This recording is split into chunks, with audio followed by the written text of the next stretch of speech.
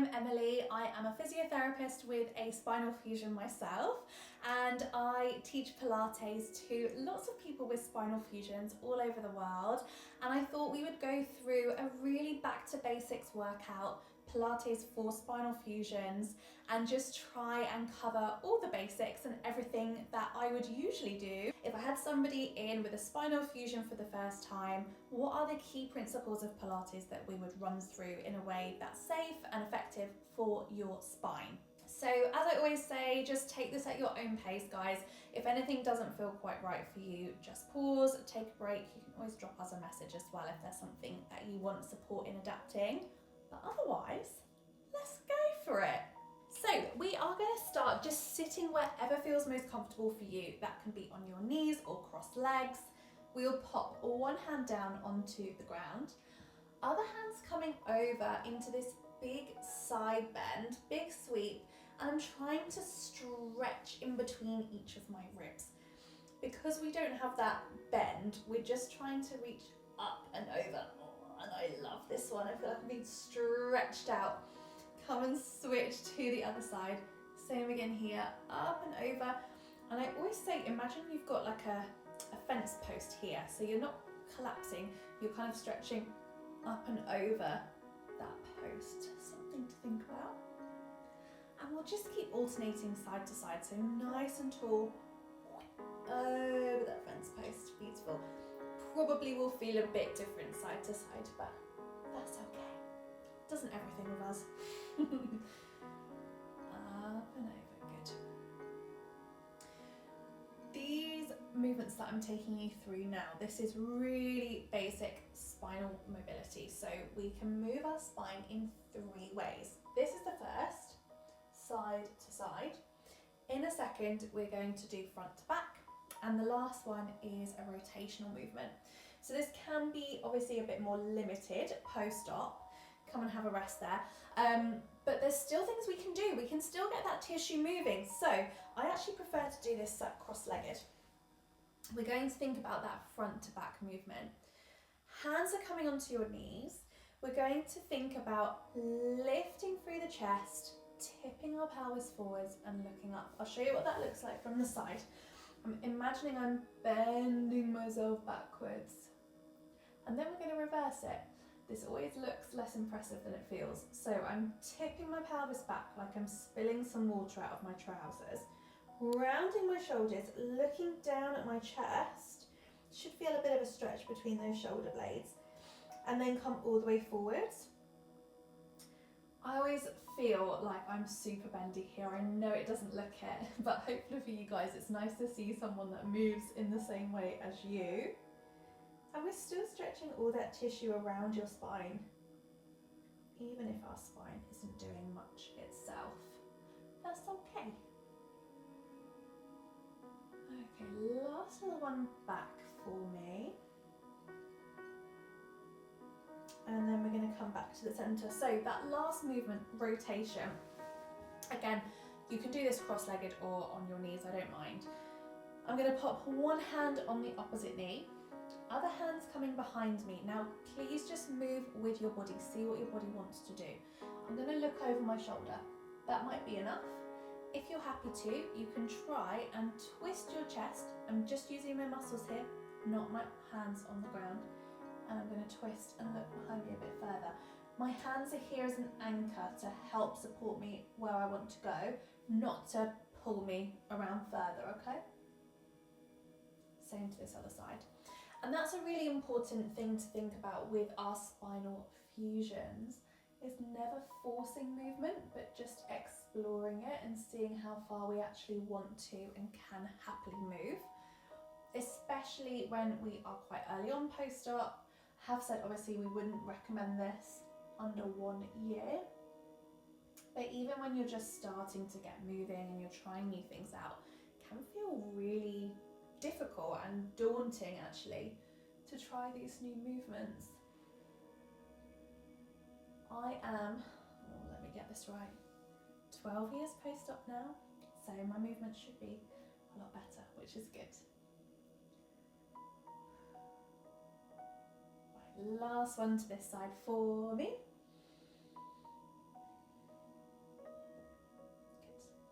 and back to the center. Beautiful. So that's our spine nice and warmed up.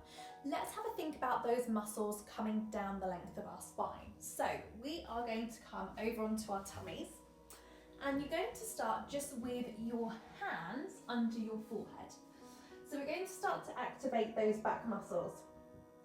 You can press down through your hands a little bit, but the idea here is that I'm going to try and lift my chest away from the floor. My hands are helping, and then I'm coming back down. So this is your level 1. I don't mind how high you come. If you haven't done this before, you might only be able to lift an inch. I can come pretty high because I've practiced. So see what level is right for you. If you are in the mood for a challenge, we are going to try and take our hands away. So I would recommend bringing in something to go under your forehead so your nose doesn't get crushed. We'll bring our hands out of the way here, and it's the same movement. We're going to try and lift our chest away from the floor. So much harder. Good, and back. So I'm starting by lifting those hands and then squeezing through my back and extending up. Keep that going. I don't know how many of these I've got in me, you know.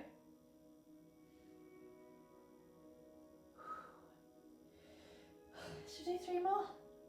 Goodness me. I might have to go back to level 1. And that's absolutely fine, guys. If you want to move between the levels as your back allows and needs, that's absolutely fine as well. 1 more. Okay, so because we've been extending your back backwards, we're going to let our spine do the opposite movement. So we're going to pop our hands under our chest. We're pushing all the way up, bringing your bottom back towards your heels and stretching out. And I love this position because it again feels really relaxing, really bendy, but nice and doable with our fusion. Have a rest, have a breather there, well done. And we are going to come into our next move, which are your side planks. So, come and bring yourself so we're sat on the side of your hip. And we're going to do these down on a forearm. Now, just have a look down to where your arm is. We want your elbow to be right underneath your shoulder. Palm can be flat or fisted on the floor. And your knees are about 45 degrees from your hip. So, what we're going to think about is 2 parts. Number 1 is a little lift from your waist. Ironically, it's to get your spine straighter, which I know we don't need to worry about, but we're trying to engage those muscles underneath. So number 1, suck up from under that waist, try and cinch it in. Number 2, lift your hips. We're going to hold. We're going to touch back down and relax. Good, go again, lifting from the waist, pulling up. Good, and back down. Again, obviously, I've got a harder option. So if this is too easy, what we'll do is start to take those legs away. You can try with one leg coming up to here, or to shuffle up my mat, we can try with both legs out straight. It's always the same principle. You lift up from underneath your waist, and then you're coming up, lifting your hips off the floor and back down. That's quite hard. We're going to do 3 more of whichever option you are into today. I don't mind. Just try and remember those 2 steps. Waist and hips. Good. Last one for me. Good. And we'll have a little rest. Come and sit yourself up. Oh, do you know what it is? It gets your neck held in that position. We are going to do same on the other side. So again, you've got those choices of those 3 levels. Pick whichever you feel is most appropriate for you, and it might be different side to side, that's not a problem. So again, check in, elbow under your shoulder. We're lifting your waist and hips. Good. And bring it back. Again, you can play around with top leg coming out for a little bit of a harder level, or both both legs out for quite a meaty squeeze and a big workout. But I love these because you have to keep your back straight for them, and any move that is already designed with a straight back I am very happy about.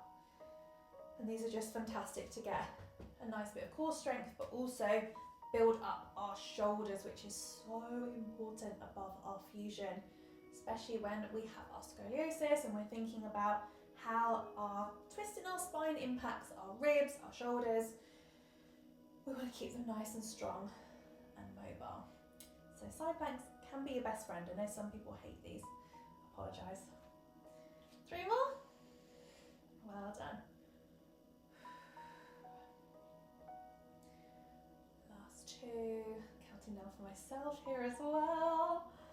Goodness me. Last one. It's nothing more humbling than trying to do 10 side planks. Right, have a little rest and you can sit up and give your neck and your shoulders a little rest. Okay, we're actually going to come and lie down for this next bit. So come and bring yourself down. You shouldn't need a block behind your head, but if you feel like your chin is tipping up, then please feel free to pop something under there. We are going to come into some bridges.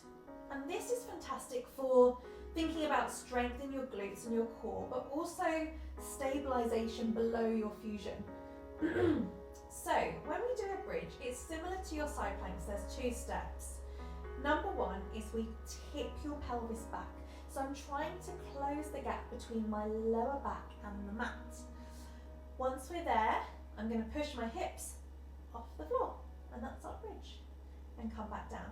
So you might want to practice that a little bit, that tip back, scoop under with your pelvis to then come up. And what that should do is at the top, get your glutes switching on, maybe your lower tummy working, and it's stopping us from just kind of back bending all the way up. We want to keep that tuck under so that we're protecting our spine and just making this a bit more of a manageable movement, because you've probably heard a million times before, peel your back off the floor vertebra by vertebra, and that just doesn't work for us. There's no point us trying to peel and scoop. I like to tuck and thrust, and it's a great method. So you can carry on with these, or in the name of giving you an extra challenge, we're going to try with one leg off. Same movement, tuck your pelvis under, push up, good, and we'll alternate legs. Why not? And back. I'm just trying to give you a taster of everything that we can do with our spines. So you're welcome to take this through into other workouts, into your gym sessions. Single leg bridges are so good because you have to stabilize all the time.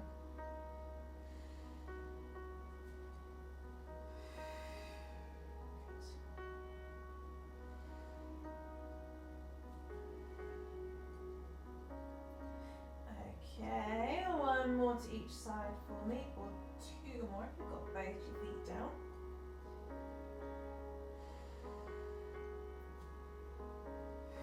Okay, have a little rest, and to relax our lower back, we're going to keep feet and knees hip width, and we're just going to let them drop all the way to one side, come all the way back up, and then same to the other side here. Good.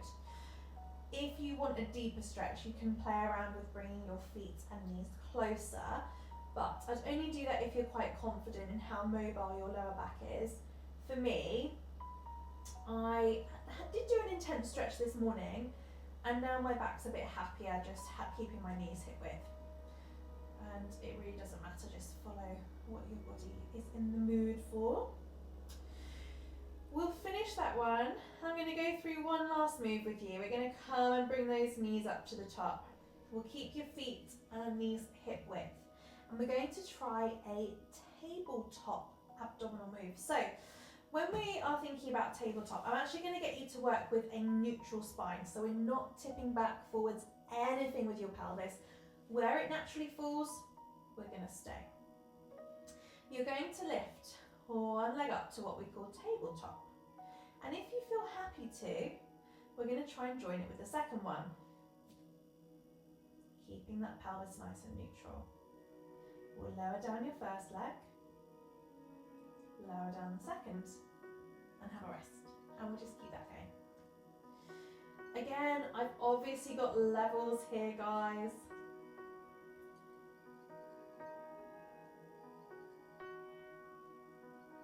So if you want to, we can think about adding in a bit of a toe tap.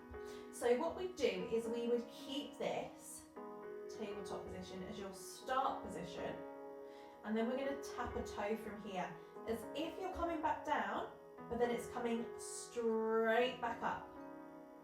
Same on the next side. Tap and up. I don't mind which option you want to do,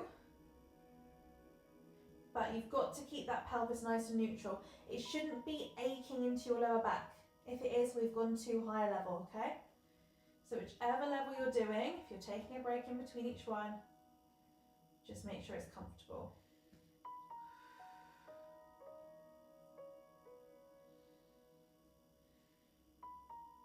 Try and alternate which leg comes first.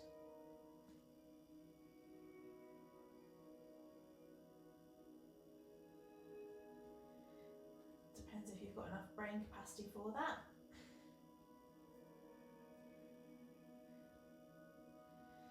Oh, one more for me, or two more toe taps if you're staying up there. And we'll have a little rest. Come and hug those knees into your chest. Take a little wriggle, side to side. Well done. And we are going to come back up to seated. So take your time, come on over, bring yourself up, and you can come and sit wherever feels most comfortable for you. So I hope that was a helpful little roundup of what we can do for our spines with a spinal fusion. When we're in a Pilates class, there's always things that we can adapt. There's things that can be really effective with a fused spine. And this was a really nice roundup of different parts of your core, getting everything working. So if you enjoyed it, we do run weekly Pilates classes. Everybody, including your instructor, has a spinal fusion. We've got loads more of these recorded videos on our on-demand platform, so feel free to explore and hopefully see you soon.